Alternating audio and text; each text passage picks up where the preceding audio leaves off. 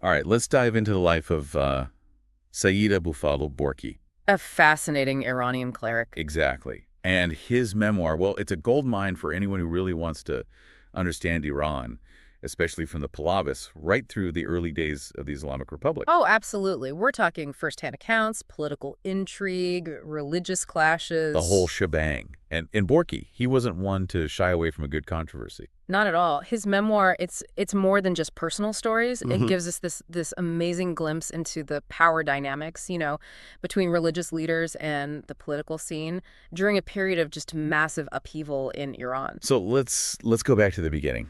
Borky's early life. Hmm. Imagine this.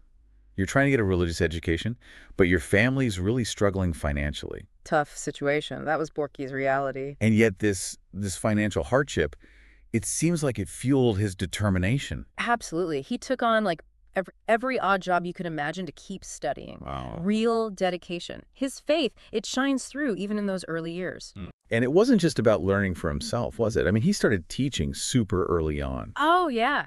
Sharing that knowledge, it was important to him. Seems like a deep commitment to his community, to spreading that knowledge around. But we also start seeing the political climate having an impact on his life. For sure. This is Reza Shah's time, right? Lots of tension between religious folks and the Pahlavis. Right. And then there's the mandatory unveiling of women. Pash-e-hijab, a Mhm. huge turning point. It wasn't just some social change. This directly clashed with religious practices. And sparked a lot of pushback, naturally.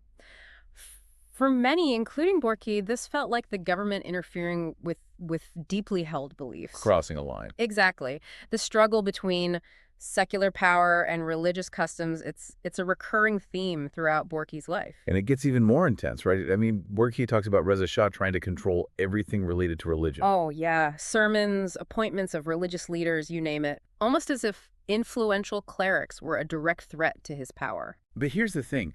Borky didn't just criticize the Shah. Right. He was disillusioned by what he saw as corruption, even within the religious establishment itself.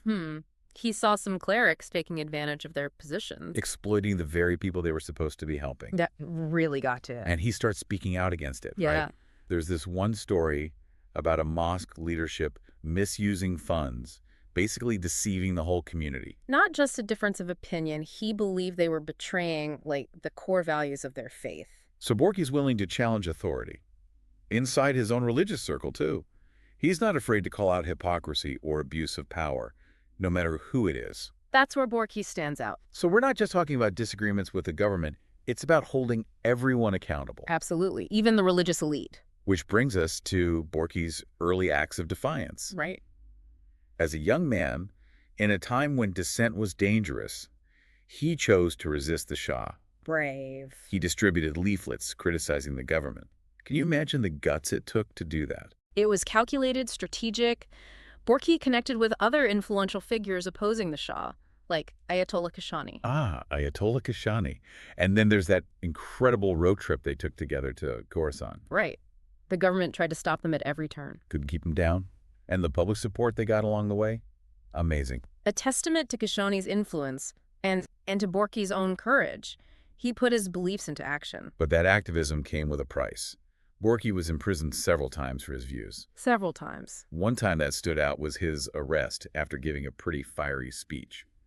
The government labeled it inflammatory. Even in prison, he didn't stay quiet. He wrote a powerful statement defending his actions and criticizing the government's policies. So he's a man of action, but also a man of principle. Even facing consequences, he wouldn't back down. A willingness to sacrifice for his beliefs. And then there's this other layer, right? He criticized powerful figures within the religious establishment itself, Even those on his side, so to speak, against the Shah, like Ayatollah Borujerdi. a leading cleric at the time. Borky believed he wasn't doing enough to support the resistance against the Shah. This wasn't just personal. It stemmed from fundamental differences in their understanding of Islamic principles. Right. Borky felt that some religious leaders were too passive, too willing to work with the Shah's regime. Almost like they had forgotten their true purpose. And then he goes on to criticize the hypocrisy and desire for power he saw within the religious ranks. He felt that some clerics were more focused on themselves than on the people they were supposed to serve. And this critique wasn't limited to individuals. He had a very public disagreement with the leadership of a specific mosque. Accusing them of misusing funds and deceiving the community. That took a lot of courage. To publicly challenge an institution like that, knowing it could alienate him from his own community, it shows how strongly he felt about exposing corruption. It wasn't just about money, though. Borqei also delved into theological debates. He had very specific interpretations of Islamic doctrine. And he didn't shy away from disagreeing with prominent figures, even someone like Ayatollah Shariat Madari. He saw Shariat Madari as another example of a cleric who'd become more interested in power than in the true principles of their faith. That bothered him a lot. So we've got this complex figure, Borqei, challenging the Shah, critiquing fellow clerics, sparking theological debates, all before the revolution even happens. What a life. Talk about conviction. Now, you might think that with the revolution finally happening, someone like Borqei, who fought so hard against the Shah, would be celebrating, right? Makes sense, right. You dedicate your life to challenging a regime, it finally falls. You'd think there'd be some relief. That's not what happens at all. Yeah, it's one of the more surprising twists in his story. It really is, because the Islamic Republic is established, but instead of joining the celebrations, Borqei becomes Disillusioned. disillusioned. And it's not just about disagreeing with certain policies. It's deeper than that. Almost like a sense of betrayal. Exactly. He felt like the revolution, the one that promised freedom and justice.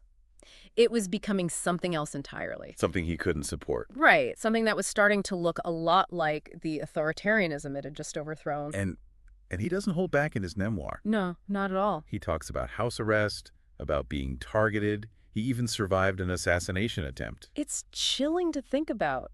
This man who fought against oppression ends up a victim of the very system he helped create. It really makes you think about the nature of revolutions, doesn't it? How those ideals, how they can get twisted. Absolutely. And for Borqei, this wasn't just about politics. It was about a fundamental clash of values. And it's not just complaining, right? Yeah. He lays out specific critiques. Oh, yeah. He goes after their economic policies, their handling of the Iran-Iraq war. And how he saw religious authority being used, but in the wrong way. yeah, to suppress dissent, to grab more power. And despite the threats, the danger, he keeps speaking out. He writes letters, public statements. He even challenges Ayatollah Khomeini and Ayatollah Khamenei directly. That's bold. There's this one letter to Khomeini. It's heartbreaking, really, but powerful. How so? He's pleading with Khomeini to remember the revolution's principles, to protect the people, to make sure justice wins out. You can feel Borqei's belief in a just society, even as he sees it slipping away. Exactly.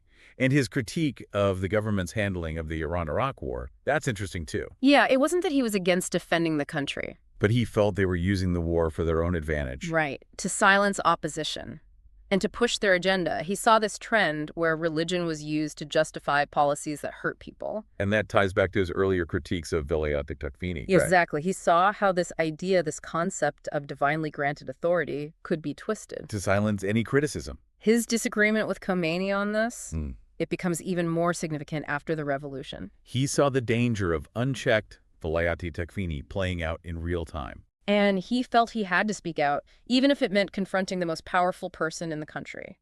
He's essentially saying, even with divine authority, there still needs to be accountability. You can't just do whatever you want. Right. There needs to be justice, space for different opinions. That's what makes Borqei's story relevant even today. He reminds us that even within religious systems, there needs to be a balance. Checks and balances. Critical thinking. The right to challenge those in power. And that brings us to Borqei's legacy as a writer, a scholar. Because even with the censorship, the attempts to silence him, he kept writing. He really did. And his works, they covered so much. Theology, social commentary, often challenging traditional thinking within Shia Islam. It's interesting, though. He was a respected scholar with certifications of ijtihad. The highest level of scholarship. But his writing, often controversial, hard to find. Because of censorship? Partly. His views on Velayat Takfini, his criticism of the clergy, his opposition to the government. It made him a target. So many obstacles to getting his message out. But it didn't stop him. The more they tried to push him to the sidelines, the louder his voice became. Exactly. Writing as a form of resistance. And that's where his family, especially his son, comes in. They've taken on the task of preserving his legacy, defending his work, making it accessible. It speaks to the power of his ideas. Even with the opposition, the silencing, his work still has an impact. It sparks debate. It makes us think critically. Exactly. And it reminds us that it's important to remember those who challenge the status quo, the ones who speak truth to power, even when it's hard. Even when there's a price to pay. So we've seen this incredible transformation in Borqi's life. From a revolutionary fighting the Shah to a dissident under the Islamic Republic, he faces prison, threats, even an assassination attempt. And yet he never stops questioning. He never stops fighting. He never stops writing, never stops believing in a better world. His story, it's a reminder that revolutions don't always keep their promises. They can be corrupted. They can lead to outcomes no one expected. And for Borqui, that realization must have been incredibly painful. To see the change he fought for, and then to watch it become something else. But even then, he didn't give up. He kept raising his voice, kept challenging the system. That unwavering commitment to his principles, that's what makes Borqi's story so powerful. When you think about it, it's amazing. Borqui goes from struggling to get a religious education to taking on the Shah and then having to stand up to the very system he helped bring about. Talk about a life of conviction. It really makes you think, about how much one person can go through, how complex these political and religious worlds can be. Definitely. And his story isn't just about Iran, is it? Not at all. It's about these bigger questions, these universal struggles, authority, corruption, the search for truth. Those resonate with everyone. That's it, isn't it? That timeless struggle. Yeah. How do we balance our own beliefs with the realities of power? Exactly. And when those in charge, whether it's religious leaders or politicians, when they overstep, what do? Stay silent just to keep the peace? Or speak up and risk the consequences? Tough choices. And Borqei, he chose to speak up again and again, even when it was hard, when it put him in danger. He might not have won every battle, but That his voice was heard. exactly, that dissent, that unwavering pursuit of truth, that's what makes his story so lasting. It really makes you think, what if more people had spoken up like him? Against the Shah, against the injustices of the Islamic Republic. Hard to say what might have been different, but it definitely raises questions about individual courage and its role in history. One voice can make a difference. It can. It can inspire others, start conversations, plant the seeds for change. And Borqui's story, it reminds us about something else too, something really crucial, critical thinking. Especially now, right, with so much information flying around, it can be hard to know what's real, what's not. Borqei was always questioning, wasn't he? Always pushing back on assumptions, trying to understand the why behind things. He didn't just take things at face value.